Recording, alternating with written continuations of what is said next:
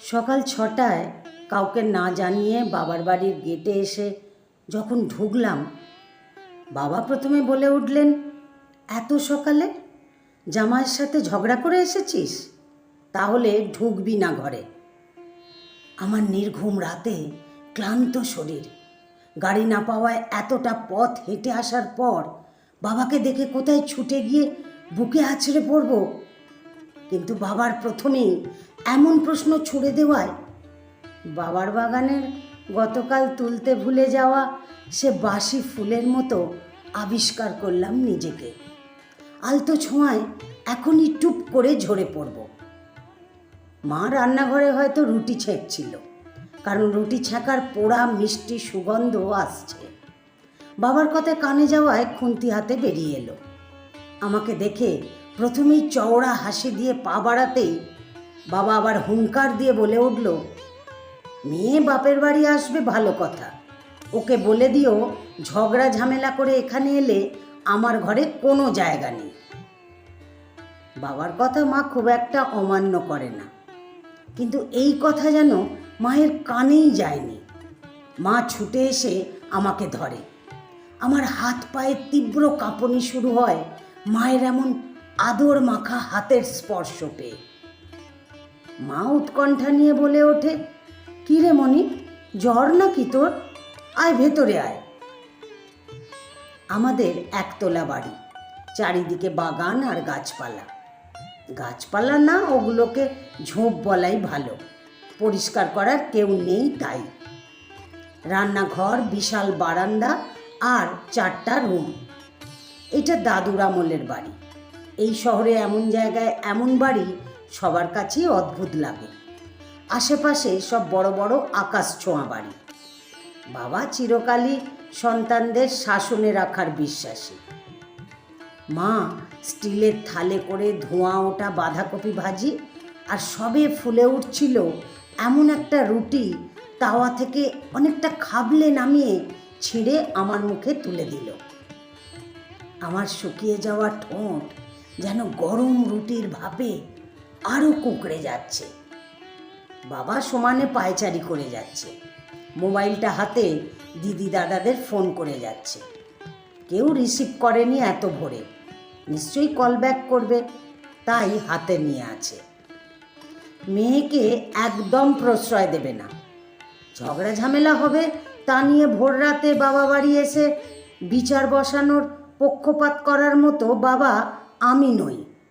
ওকে বলে দাও আমি মোটেও মেয়ের আবদারে প্রশ্রয় দেব না, এতে মেয়ের সংসার টিকবে না। আমি মায়ের দিকে তাকাতেই মা চোখ টিপে খেয়ে নিতে বলে। আমার হাতে থালা ধরিয়ে দিয়ে উঠে গিয়ে বাবাকে বলে, মিতা আসুক, ও কথা বলবে, তুমি শান্ত হও। আমরা তো জানি মনি এমন হুটহাট কাজ করার মেয়ে না, নিশ্চয়ই কিছু হয়েছে, আমি বুঝিয়ে পাঠিয়ে দেব। মায়ের কথাটা শুনে রুটিটা যেন গলায় আটকে গেল। কেউ একবারের জন্য জানতেও চাইছে না কি হয়েছে, কেন এসেছি, 2 বছরের ঘুমন্ত বাচ্চা ফেলে কেন পালিয়ে এলাম। আমরা 4 ভাই বোনের মধ্যে আমি সবার ছোট। বড় দিদি আর দাদা কাছাকাছি বয়সের, আমার সাথে ওদের পার্থক্য প্রায় 15 বছরের মতো। ছোট দাদার সাথে 5 বছরের পার্থক্য। ছোটবেলা থেকেই বড্ড অভিমানী আর আত্মসম্মানবোধ ছিল আমার। বাবাকে দেখেই শেখা হয়তো। কেউ যদি একবার আমাকে কোনো কিছুতে না বলতো, সে জিনিসটি বা ব্যক্তিটির দিকে আর ফিরেও তাকাতাম না। বন্ধু মহলে তাই আমাকে অহংকারী নাম দেওয়া হয়েছিল। নিজের অনিচ্ছা সত্ত্বেও বাবার পছন্দের গাড়ি বাড়িওয়ালা এক সুপাত্রের সাথে বিয়ে হলো। বিয়ের 2 দিনের মাথায় বুঝে গিয়েছিলাম এদের ঘরে কোনো কিছুর অভাব না থাকলেও ঘরে মেয়েদের প্রতি সম্মান দেখানো মনোভাবের বড্ড অভাব, যেটা বাবার আগে মানুষ হলেও আমাদের ঘরে ছিল না। শিমুল কথায় কথায় বাপের বাড়ি নিয়ে কথা বলে। ও মায়ের কথা শুনে ভালো খারাপ বিচার না করে কথা শোনায়। শাশুড়ি মায়ের মনে হাজার চেষ্টা করেও নিজেকে যোগ্য করে তুলতে পারিনি। কখনো লিমিট ক্রস না করলেও মুখের কথা, সারাক্ষণ ঝগড়া ঝামেলায় একসময় আমি ক্লান্ত হয়ে পড়ি। আমাকে চাকরি করতে দেওয়ার কোনো প্রয়োজন তাদের নেই। সব আছে তো, সত্যি সব আছে, দামি শাড়ি, দামি ব্যাগ, হাত খরচের টাকা, তবে নেই শুধু মানসিক শান্তি।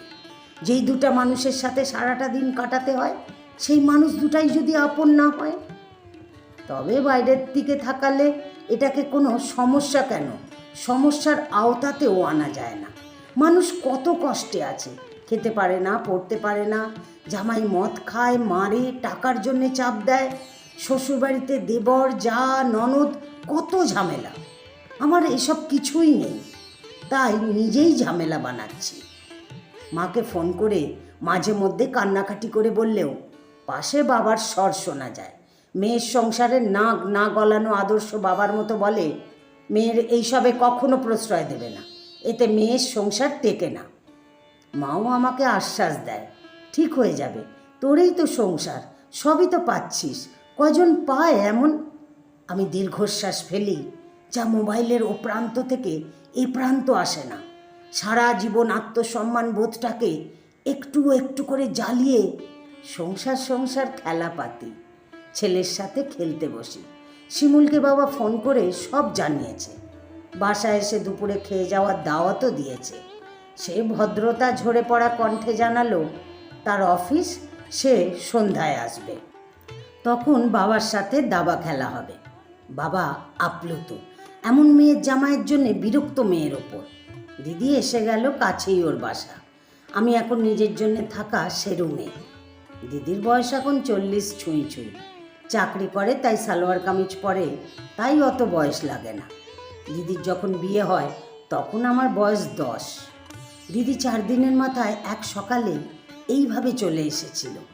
আমি তখন কিছুই বুঝতাম না। সেবার ওকে পাঠিয়ে দেওয়া হলো, আবার 1 বছর পর এলো। আমি ঘুমন্ত ভেবে দিদিকে আমার খাটে বসিয়ে বৌদি বুঝাচ্ছিল, শরীরের সুখটা কি সবচেয়ে বড়? দেখো না, সমাজে এই কারণ কি তুমি সবার সামনে বলতে পারবে? আর কোনো অসুবিধে তো নেই, অ্যাডজাস্ট করে নাও। আরও অনেক কথা হয়েছিল, সেদিন না বুঝলেও এখন মনে পড়লে মাঝে মধ্যে মধ্যরাতে জানলার পর্দার ফাঁক গলে আসা হিম বাতাসের মতো কাঁপুনি দেয়। দিদির এখন বিশাল সংসার, একাই কর্ত্রী সে, কিন্তু মাঝে মধ্যে আমি ওর দিকে যখন তাকাই, কি একটা সূক্ষ্ম একাকিত্ব দেখতে পাই, যেন স্থির কোনো বৃক্ষ। দিদি বেশ ব্যস্ত ভঙ্গিতে আমার কাছে ঘটনা কি জানতে চাইল। আমি আসলে বলার মতো কোনো উপযুক্ত ঘটনা পেলাম না, কারণ আমার যে সে ঘরে দম বন্ধ হয়ে আসে, নিত্যকার ছোট মানসিক অশান্তি, খোঁটা, আমার মূল্যায়ন না হওয়া, আমি যে আলাদা একটা সত্তা, সেটা তারা যে দিব্যি ভুলে যায়। এইসব ঠিকঠাক গুছিয়ে বললেও দিদি বলে, আমার স্কুলে এক টিচার আছে, খুব কষ্ট করে সংসার চালায়, হাজব্যান্ড খোঁজ অবধি নেয় না, 2টা ছেলে, মা বাবাও দেখে না, রোজ বাচ্চাগুলো স্কুলে নিয়ে আসে, সকাল থেকে রাত অবধি কাজ করে, তাও ঠিকঠাক চলে না সংসার। স্বামীকে ঘরে আনার কত চেষ্টা, তার চেয়েও কি বেশি খারাপ আছিস নাকি তুই? আমি উত্তর দিতে পারি না, তাকিয়ে থাকি। দিদির চোখ আর মুখ এক কথা কিন্তু বলছে না। সে তাও যা বলছে, যা সে শুনে এসেছে। দিদির মুখে মুখে তর্ক করার সাহস কোনো কালেই ছিল না। তাও আজ একটা প্রশ্ন না করে পারলাম না। অনেকের চেয়ে ভালো থেকে তুমিও কি ভালো থাকতে পেরেছো দিদি? এত বছর পরেও কেন তোমার চাপা নিঃশ্বাস আমি শুনি। আপন মানুষগুলোর কারো একটু সাপোর্ট পেলে তুমি কি আরও একটু ভালো থাকতে পারতে না? দিদি স্থির দৃষ্টিতে তাকিয়ে আছে। বাদামি কালো চোখের মনির 4-5টা চকচক করছে, তবে গড়িয়ে পড়ছে না কিছু। দোয়েল পাখির কিচকিচ শব্দে বিশাল একটা স্থির সময় যেন কাটছেই না। আর কিছু না বলে দিদি উঠে গেল রান্নাঘরে মাকে সাহায্য করতে। মা এর মধ্যেই মাংসের জন্য পেঁয়াজ মরিচ তুলে দিয়েছেন, তেজপাতা গরম মশলার ফোড়ন দিয়ে। একে একে সবাই এসে বলল, বাচ্চার জন্যে সব সহ্য করতে হয়, নইলে কি আর মা হওয়া যায়? শিমুলের মা একটু ওরকমই আর কি, কথা শোনায় অযথা। কিছু মানুষ থাকে এমন কারো সুখ সহ্য করতে পারে না। সংসার তো তোর, তাই না?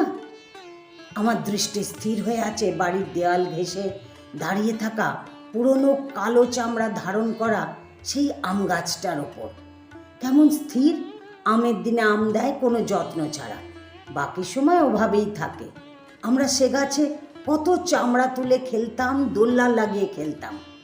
এরপর ভুলে যেতাম আছে নাকি নেই সে গাছটা।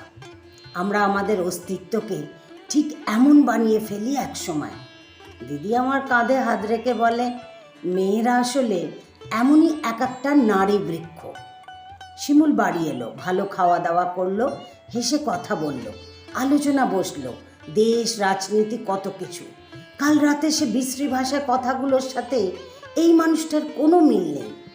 রাতে ওর সাথে বাসায় ফিরে এলাম, একটা কথাও হয়নি আমাদের। আমার এমন দুঃসাহসিক বেয়াদপির শাস্তি হিসেবে কাজের মেয়েটিকে বিদায় দেওয়া হলো। ঘরে বসে কোনো কাজ না করে খেয়ে দিয়ে আমি দুঃখ বিলাস করছি। পরের দিন ওয়াশরুমে টুলে বসে শিমুলের শার্টের কলার পরিষ্কার করছিলাম, দুই হাতে হাঁটুর ওপর তুলে। শিমুল আর একটা শার্ট ওয়াশরুমের ফ্লোরে ছুঁড়ে দিয়ে ব্যঙ্গস্বরে বলল, খুব তো গিয়েছিলে বাপের বাড়ি, রাখলো? সেই তো গুছিয়ে দিল আবার। অন্য সময় হলে আমার এই কথায় কান্না আসতো কিংবা প্রতিবাদ করতাম। আজ যেন কথাটা আমিও সত্য মেনে আমার কলারটা পরিষ্কার করায় মনোযোগ দিলাম, যেন তেমন কোনো কথাই না এটা। দিদির কথাটা মনে পড়লো আবার। মেয়েরা এইভাবে ধীরে ধীরে নিজেকে বৃক্ষ বানিয়ে ফেলে। মেয়েরা আসলে এক একটা নারী বৃক্ষ। লেখনীতে দোলনা বড়ুয়া, তৃষা। আমার গল্পটি যদি ভালো লাগে তাহলে একটা লাইক দিয়ে আপনাদের মতামত কমেন্ট বক্সে জানাতে ভুলবেন না। আর যারা আমাকে ফেসবুক থেকে শুনছেন তারা আমাকে ফলো করে দেবেন। আর যারা ইউটিউব থেকে শুনছেন তারা আমার ইউটিউব চ্যানেলটিকে সাবস্ক্রাইব করে আমার পাশেই থাকবেন। ধন্যবাদ।